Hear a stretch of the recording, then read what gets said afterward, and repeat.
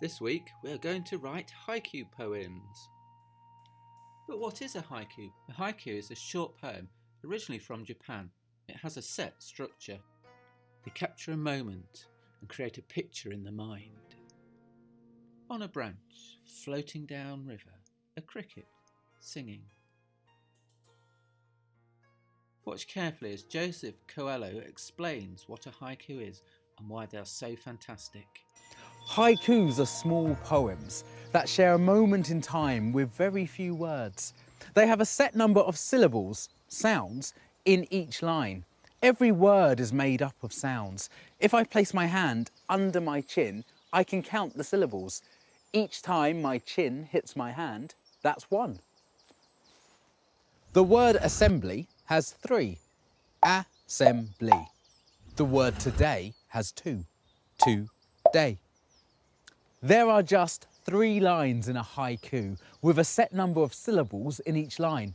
5 in the first, 7 in the second, and 5 in the third.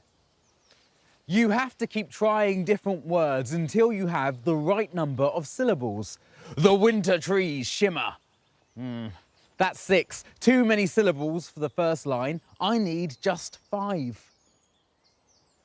The winter trees sway. OK, that can work for my first line. Now I need 7 syllables for my second line. Their branches creak into song. Good. Now for the final line, I need just 5 syllables. I can hear them grow.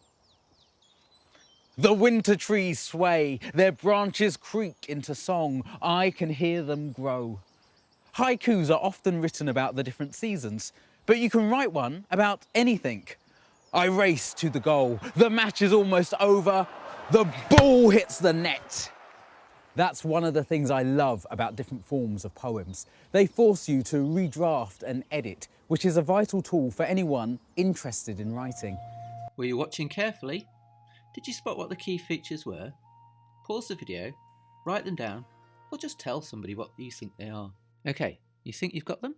Well, let's find out. A haiku has 3 lines. Each line has a set number of syllables. Line 1 has 5 syllables, line 2 has 7 syllables, and line 3 has 5 syllables. It is usually written about the seasons or nature, but can be about anything really. A haiku doesn't need to rhyme, and they're usually written in the present tense because they're capturing a moment in time. So now we know all about haikus, let's write some together. Before we start, you need to think about something you want to write about.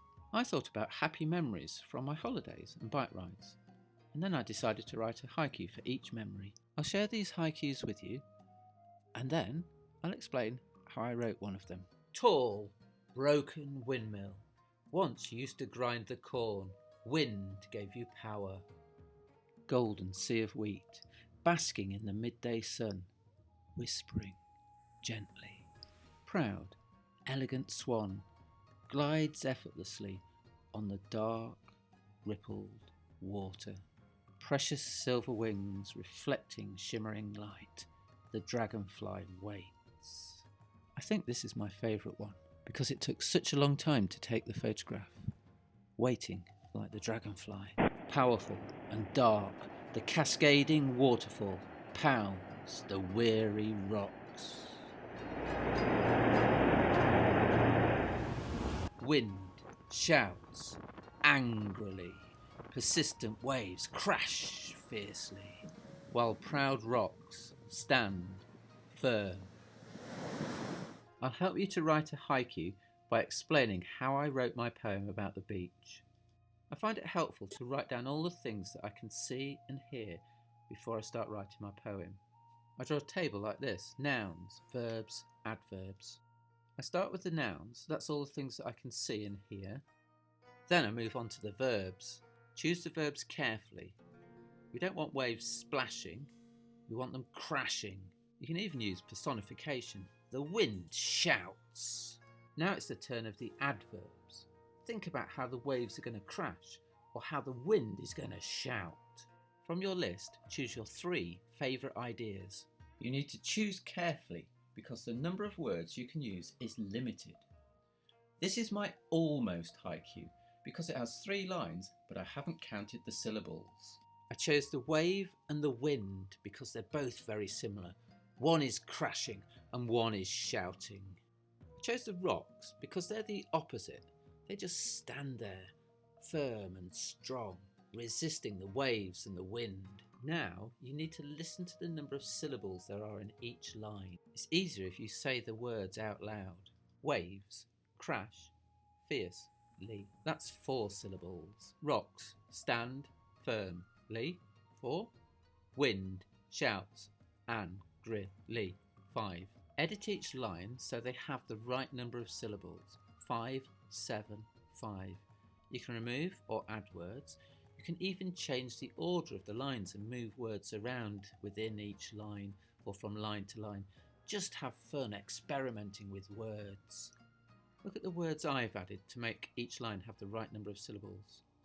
Some are powerful words and some are little words like and the. Read your haiku out loud to hear what it sounds like. I made some more changes. I improved my word choices and changed the order of the lines so that the waves were crashing on the rocks. Now I think I've got my final haiku. I'm going to read it aloud to see if I like it. Wind shouts angrily. Persistent waves crash fiercely, while proud rocks stand firm. Yes, I'm happy with that. If I wasn't, I'd go back and edit again until I get it perfect. Finally, add the punctuation. Each line starts with a capital letter. Mine is just one sentence. You might add other things like commas, exclamation marks, colons, semicolons. Wind shouts angrily. Persistent waves crash fiercely, while proud rocks stand firm. Now it's your turn. Be creative, have fun, remember the structure, and that your words are capturing a moment and painting a picture. Read these haikus. They might give you a few ideas and inspiration.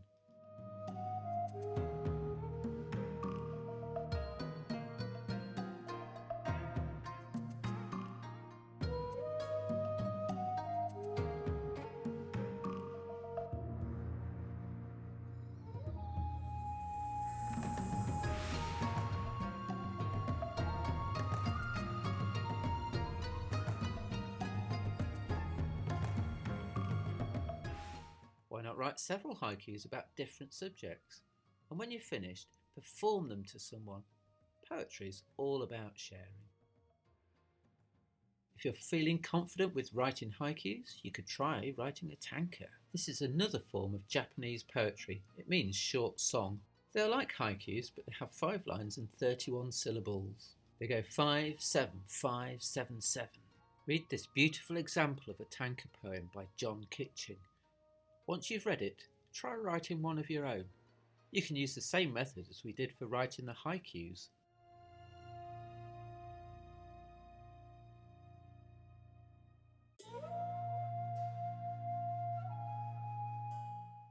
Enjoy writing your different poems and have fun with words. And when you're finished, we'd love to hear from you. Send them in to our year group email.